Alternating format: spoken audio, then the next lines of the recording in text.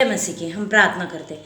Hallelujah hallelujah. धन्यवाद परमेश्वर पिता, आपके नाम को कोटि कोटि धन्यवाद देते। दिन भर संभाला, ये शाम का समय दिया, आपका वचन बताने का मौका दिया, धन्यवाद देते परमेश्वर पिता। जिस मुख से मैं आपका वचन बताने जा रही हूँ उस मुख को मैंने किसी गलत बोला, अपने मन में, अपने दिल में, अपने ख्यालों में किसी के लिए गलत सोचा, बद्दुआ दी होगी तो मुझे क्षमा करना, अपने लहू से धोना, शुद्ध करना, पवित्र करना, मेरे हर विचार को शुद्ध करना परमेश्वर पिता। और मेरे मन से, सोचों से या मुख से जो भी बद्दुआ गई होंगी उसे हर आशीष में बदल देना परमेश्वर पिता। आप मेरी सहायता करना वचन बताने में, आप मुझे पवित्र बनाना परमेश्वर पिता। आपका वचन उधारी तलवार है, वो बताने वाला और सुनने वाला दोनों के जीवनों में कार्य करता है।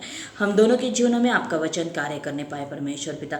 हमारी हाड़ मांस मज्जा रज्जु इन्हें भेद के वो आर पार चला जाए। हमारे हृदयों का आप खतना करना और उसके ऊपर आपका वचन लिखना, ताकि उस वचन को सुनकर उसके ऊपर चलने फिरने वाले हम बन पाए। ये दुआ मेरे प्यारे प्रभु यीशु मसीह के नाम से मांगती, सुन और कबूल करे, आमीन। मेरे भाई बहनों, मेरा आज का जो वचन है वो है मत्ती का 10वां अध्याय, उसके 7 से लेके 11 तक। और चलते चलते यह प्रचार करो, स्वर्ग का राज्य निकट आ गया है। बीमारों को चंगा करो, मरे हुओं को जिलाओ, कोढ़ियों को शुद्ध करो, दुष्ट आत्माओं को निकालो। तुमने सेंत मेत पाया है, सेंत मेत दो।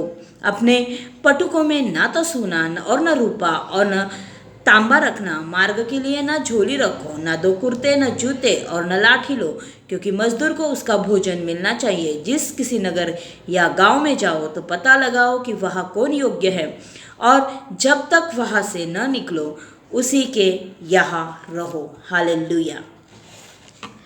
मेरे भाई बहनों, यहाँ पे यीशु मसीह ने जब अपने 12 चेलों को उनकी सेवा कार्य दिया, उनकी सेवा बताई, उस समय उसने उनसे ये बात की। उसने उनसे कहा, चलते चलते यह प्रचार करो, स्वर्ग का राज्य निकट आ गया। उस समय कोई गाड़ी की व्यवस्था नहीं थी, बसेस नहीं थी, ट्रैवलिंग नहीं थी। लोग चलते चलते ही एक गांव से दूसरे गांव जाते थे, और इसीलिए मसीह ने यहाँ पे कहा है कि चलते चलते यह प्रचार करो कि स्वर्ग का राज्य निकट आ गया है। मेरे भाई बहनों, आज भी हमारा प्रचार यही होना चाहिए। आज भी हमें लोगों को यही बताना चाहिए कि पश्चाताप करो, प्रभु यीशु मसीह को ग्रहण करो, एक्सेप्ट करो, क्योंकि स्वर्ग का राज्य निकट आ गया है। लेकिन आज हम देखते हैं बहुत से लोग प्रचार करते हैं आशीषों का। उनका प्रचार स्टार्ट भी आशीष से होता है, रुकता भी आशीष है। आशीष आशीष आशीष आशीष, लोगों को सिर्फ आशीष के पीछे भगाते हैं।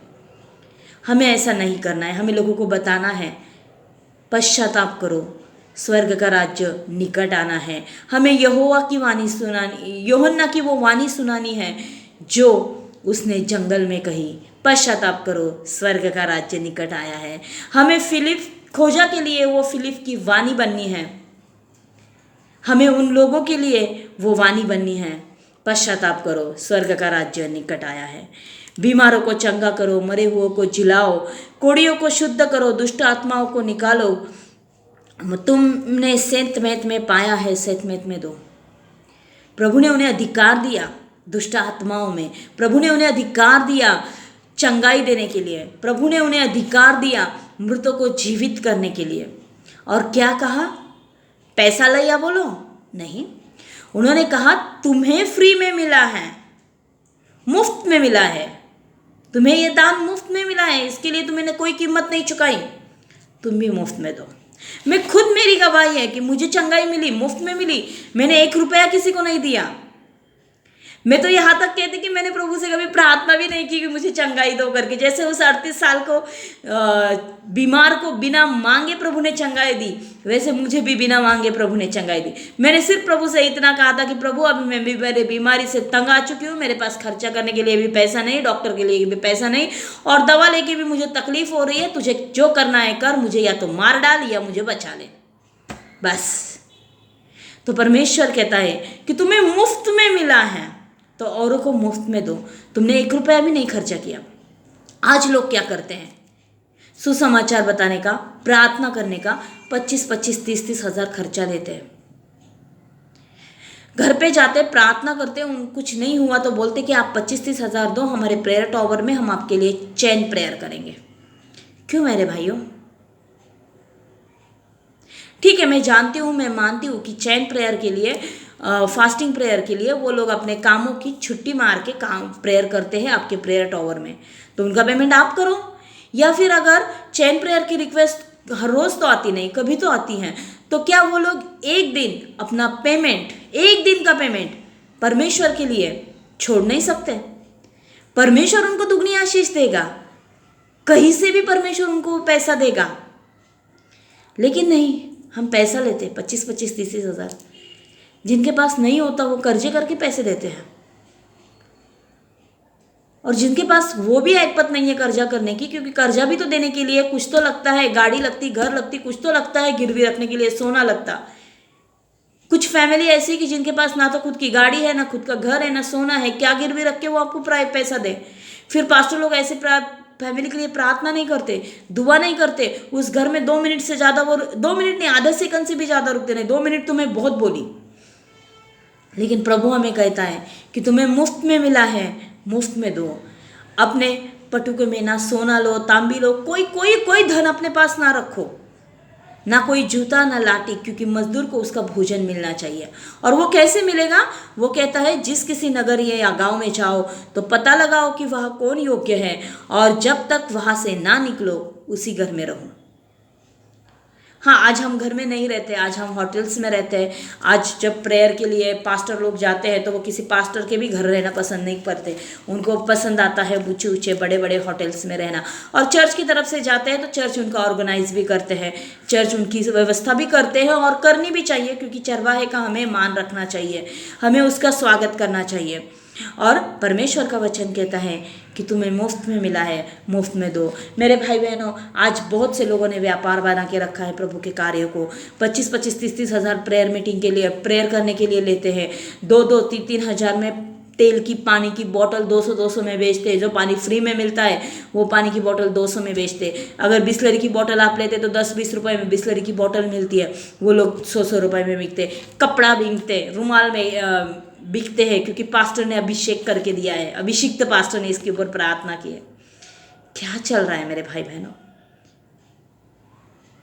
क्या चल रहा है?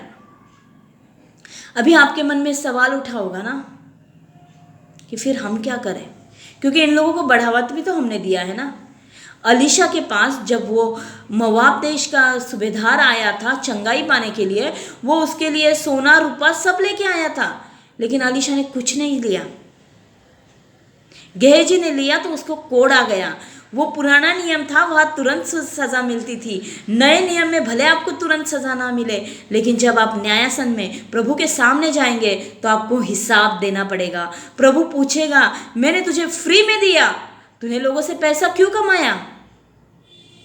मुझे हिसाब दे, मुझे हिसाब दे। आपको प्रभु को हिसाब देना है। और मेरे भाई बहनों, उसके लिए जिम्मेदार भी हम हैं, क्योंकि हम प्रभु के वचन को निग्लेक्ट करते हैं। क्या हम प्रार्थना विनंती ना दे? जरूर दे, लेकिन क्या कहता है उसके बारे में परमेश्वर का वचन? आओ हम परमेश्वर की वचन से ही देखते हैं। याकूब का 5वां अध्याय और उसका 14वां वचन कहता है, यदि तुम में से कोई रोगी है तो कलीसिया के प्राचीन को बुलाए और वे प्रभु के नाम से उस पर तेल मलकर उसके लिए प्रार्थना करे, और विश्वास की प्रार्थना के द्वारा रोगी बच जाएगा और प्रभु उसको उठाकर खड़ा करेगा, और यदि उसने पाप भी किए हो तो उनकी भी क्षमा हो जाएगी। मेरे भाई बहनों, परमेश्वर आपको कहता है कि आप किसी अभिषिक्त दास के पास मत जाओ, किसी कन्वेंशन मीटिंग में ना जाओ, यहाँ वहाँ मत ढूंढो। आपको परमेश्वर ने आपकी कलीसिया दी है, आपका चरवाहा दिया है, आपकी कलीसिया में प्राचीन है, उस प्राचीन के पास जाओ और उससे प्रार्थना करवा के लो। उसके द्वारा प्रार्थना करने से आपकी बीमारी चंगा हो जाएगी। आपने पाप भी किए होंगे तो उस पाप की क्षमा परमेश्वर आपको करेगा। लेकिन आप आपके कलीसिया के चरवाहे के पास, प्राचीन के पास जाओगे तो, क्योंकि आपका प्राचीन आपको जितने बोझ के साथ आपके लिए प्रार्थना करेगा उतना कोई नहीं कर सकता, क्योंकि उस प्राचीन को पता है कि उसको परमेश्वर को हिसाब देना है। जो कलीसिया, जो भेड़े उसको दी गई है उनकी आत्माओं के लिए, और वो देते समय वो आनंद से दे पाए, ये हमारी जिम्मेदारी है मेरे भाई बहनों। और इसके अलावा प्रभु यीशु मसीह भी मत्ती का 26वां अध्याय और उसके 41 वचन में कहते हैं कि जागते रहो, प्रार्थना करो कि कहीं तुम परीक्षा में ना पड़ो। आत्मा तो तैयार है परंतु शरीर दुर्बल है। मेरे भाई बहनों, सच में हमारा आत्मा तैयार है। हमारा आत्मा कहता है कि हम प्रार्थना करें, एक एक दो दो घंटे प्रभु के चरणों में बैठे, सुबह शाम हम प्रभु का मुख देखें, लेकिन हमारा शरीर दुर्बल है। हमारा शरीर कहता है अरे आज काम से बहुत थक के आ गया, आज मैं जल्दी सो जाता हूँ। हमारा शरीर कहता है अरे आज घर में बहुत मेहमान आए, बहुत काम था, आज मैं बहुत थक गई, मैं आज प्रार्थना नहीं करूँगी। ऐसा मत करो मेरे भाई बहनों, क्योंकि पेत्रस भी कहता है उसकी पत्री में कि शैतान तुम्हें गरजने वाले शेर की तरह ढूंढ रहा है कि किसे फाड़ खाए। तुम खुद प्रार्थना करो, किसी को प्रार्थना विनती ना बांटो, ना उनको गलत करने दो, ना आपके साथ कुछ गलत होने दो। ये बात सही है कि हमसे कुछ गलतियां होती है, हम प्रभु में रह के भी गलतियां करते हैं। प्रभु से माफ़ी मांगो, पश्चाताप करो, वो आपको क्षमा करेगा। और प्रभु की सेवा करो, सेवकों से कहती हूँ, लेकिन मुफ्त में करो, क्योंकि आपको मुफ्त में दिया गया है। परमेश्वर करे कि पढ़े गए वचन के द्वारा आप आशीषित होए।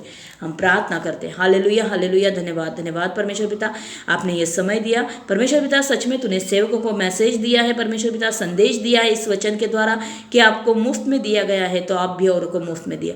परमेश्वर हम हर सेवक को तो ऐसा मन, ऐसा हृदय, ऐसी आत्मा तो दे परमेश्वर पिता कि जो तेरे इस वचन के अनुसार चल के तेरी सेविकाई करे। परमेश्वर पिता सहायता करना, मदद करना परमेश्वर पिता। आपके वचन को सिर्फ सुनने वाले नहीं बल्कि सुनकर उसके ऊपर चलने वाले बने। जो भी लोग ये वचन सुनेंगे परमेश्वर पिता, उनको तुम आशीषित और ब्लेस करना। ये दुआ मेरे प्यारे प्रभु यीशु मसीह के नाम से मांगती, सुन और कबूल करे, आमीन। ये वीडियो आपको अगर पसंद आया होगा तो इसे लाइक करें, सब्सक्राइब करें, शेयर करें और कमेंट करें, ताकि बहुत और लोग भी इसके द्वारा आशीषित हो पाए। धन्यवाद।